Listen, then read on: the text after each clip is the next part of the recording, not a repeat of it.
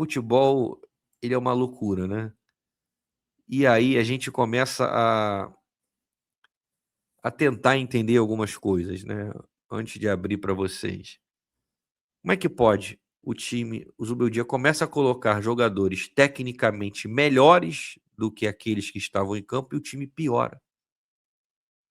O Canóbio piorou o lado do campo, primeiro pela esquerda, depois pela direita. O Savarino piorou. O Lúcio piorou. O Hércules piorou. O Hulk e o Castilho, não dá nem para avaliar. O Hulk eu tô aos 39, só fica caindo. E o Castilho, meu Deus do céu, que tristeza com a bola. E eu quero falar especificamente sobre o Lúcio Acosta. Tá todo mundo jogando muito mal do time titular, o que a mim me espanta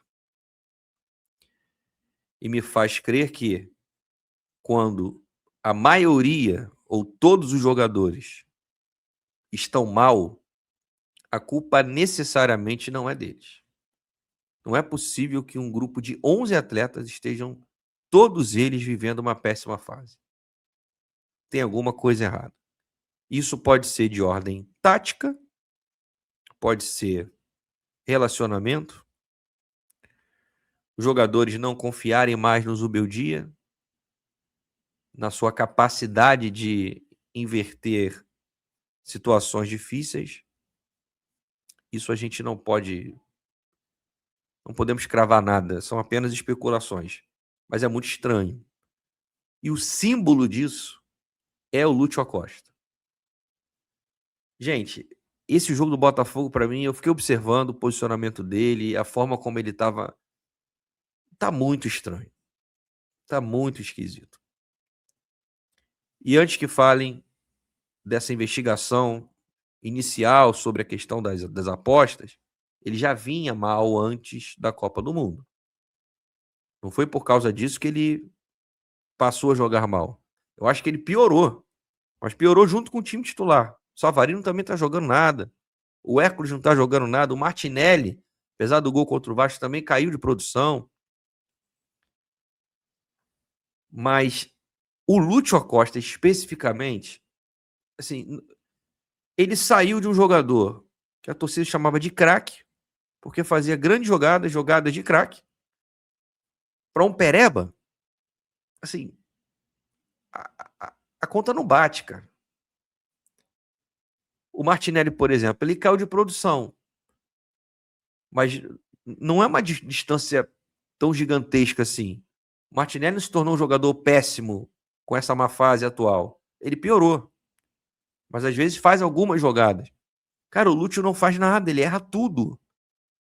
E além de errar tudo, ele me parece alheio ao jogo, desconectado, displicente em demasia. Não sei se essa impressão também é a mesma de vocês. Mas eu estou realmente, não vou dizer preocupado, não sou familiar dele, mas não é normal. Esse é o ponto. Não é normal o jogador que era o pilar técnico da equipe, a referência, que barrou o Ganso, com toda a justiça, para virar um inútil. Não. Eu não consigo acreditar nisso.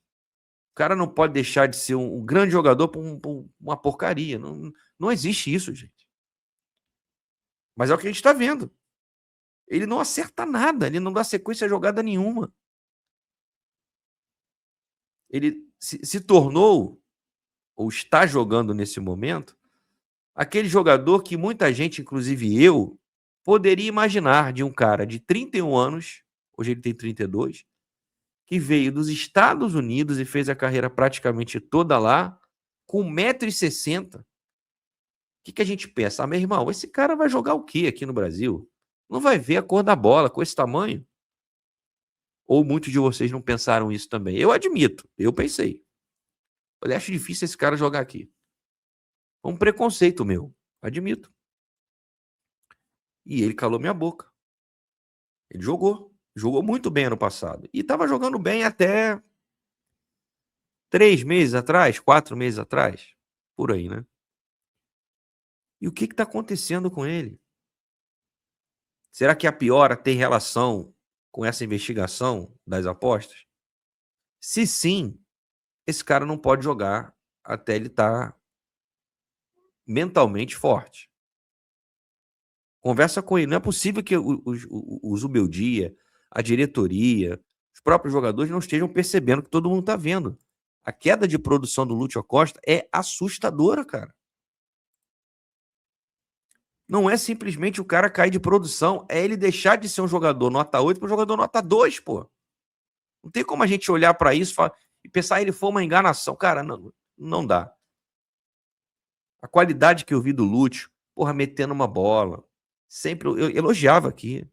Pô, cara, tem uma coisa que eu gosto do Lúcio Acosta, essa capacidade que ele tem de ser vertical, é ser um meia, e tá o tempo todo olhando para frente. Muita gente reclama isso do Ganso, que às vezes ele toca muito de lado, para trás, porque na realidade ele tá tentando cadenciar o jogo para mapear os espaços.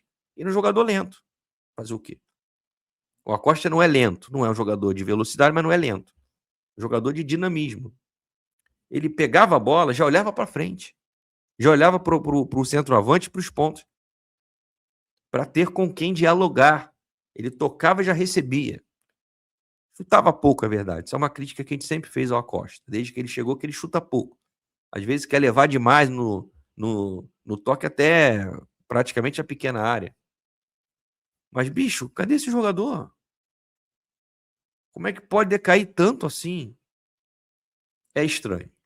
Para mim, é muito esquisito. Pode ter relação, sim, com essa investigação ainda preliminar.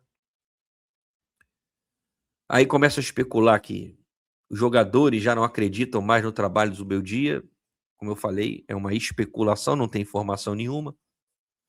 Você descarta, Leandro? No futebol não descarto nada. Mas se eu não tenho informação, eu não vou trazer algo aqui que pode ou não ser real ou fantasioso. O fato é, e eu quero compartilhar a estranheza com que Lúcio Acosta tem tratado as partidas. Ele não tá nem aí, ele tá com a cabeça ruim, não sei, cara. Acho que é o tipo de coisa que a diretoria precisa intervir. É o principal jogador do Fluminense, ou era. E aí a gente vê um Ganso que já tá caminhando pro final. E que eu tive muitas dúvidas aqui, algumas pessoas falaram, e o Ganso? Eu falei, cara, eu não vou pedir o Ganso para jogar, porque eu não tenho visto o Ganso jogar há meses. Como é que ele tá? Não sei, eu não vejo os treinos, ninguém vê. Ou será que não cabe o Ganso? Não sei, cara. É aquela história de você opinar uma sobre uma contratação, por exemplo, que você não conhece. Ah, o que você acha desse jogador? Cara, não vou falar porque eu não conheço. Quem eu conheço, eu digo. E o Ganso é um jogador que vai fazer 37 anos agora no segundo semestre. Então o viés é de queda mesmo. No jogo contra o Botafogo e antes contra o Vasco, ele mostrou que pode ser útil. Vai ser titular ou não, acho que depende da partida, mas mostrou que ainda é útil. Sabe-se lá até quando. Mas e o Acosta? O que aconteceu com esse rapaz? É uma queda assustadora. Muito estranha. É uma displicência que é anormal. Anormal. Eu imagino que ele vai ser titular contra o Independente Rivadavia na terça, no Maracanã. No apetitoso horário de 7 da noite, hein, Comembol? Hora do rush para marcar jogo de decisivo de Libertadores. E aí, qual é o Lúcio Acosta que a gente vai ver terça-feira? É esse aí que se tornou um bagre, como a galera hoje gosta de dizer? Ou ele volta minimamente a ser um jogador criativo, inventivo, cerebral, interessado? Porque mais do que tecnicamente estar mal, isso é normal, todo jogador passa por uma fase, é a impressão que ele nos deixa de que ele não está interessado, não está conectado. Perde a bola e demora para dar o passe, aí às vezes pede falta, às vezes não pede. Assim, o jogo do Botafogo, esse empate 1-1 no Engenhão, para mim, simbolizou uma queda de desempenho absolutamente inexplicável. Quem sabe um dia a gente entenda por quê. Se for a questão das apostas, é conversar, no diálogo, tentar resolver E se for melhor para o atleta e para o Fluminense, ele se afastar. Porque para ter o Acosta desse jeito é melhor ele nem jogar. E se ele não tá com a cabeça boa, meu amigo, vai cuidar da tua mente, procura um psicólogo, faz uma terapia. Imagino que você descobrir que você está sendo investigado por um esquema de manipulação de apostas, que você pode ou não estar envolvido, a gente não sabe. Isso mexe com a cabeça de qualquer um. Se ele for culpado, mexe mais ainda. E se ele não for, de alguma forma também pode balançar um pouco. Mas que tá estranho, tá. Tá muito esquisito. O que você acha?